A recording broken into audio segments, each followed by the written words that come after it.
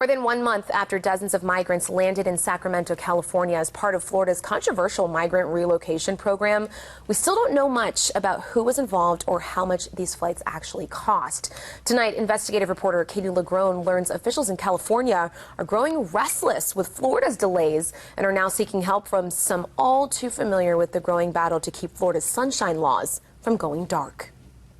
Last month, Florida chartered 2 planes to fly 36 asylum-seeking migrants from New Mexico to Sacramento as part of the state's $12 million migrant relocation program. If there's a policy to have an open border, then I think the sanctuary jurisdictions should be the ones that have to bear that. Now, 5 weeks later, the DeSantis administration has yet to release public documents revealing how these flights were arranged and how much they cost. This is the least transparent administration that I've seen in the 35 years that I've been doing this.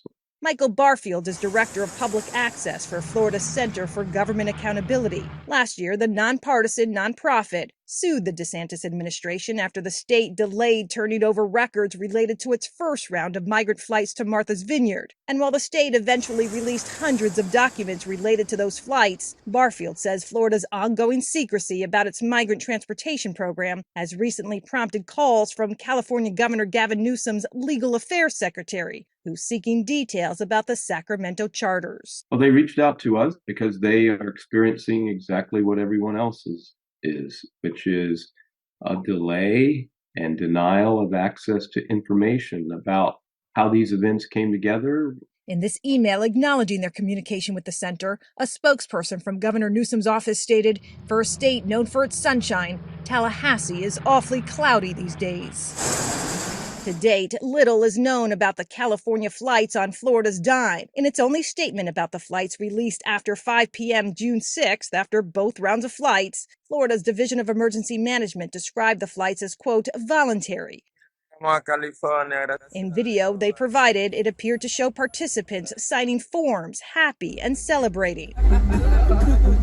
It's a silly, cruel, inhumane, disgusting political stunt. In interviews from early June, California's Attorney General suggested the migrants were lured through false promises of jobs. He, too, has submitted his own series of public records requests to Florida that have also yet to be fulfilled. While the state has contracted with 3 companies to carry out its migrant relocation program, contracts available online shed little light on specifics and costs. All details available in public records, Florida officials have yet to actually make public. We need this information to be able to perform our mission to educate the citizens about the use of taxpayer resources, and they can make their own decisions about whether they think this is a good idea or a bad one.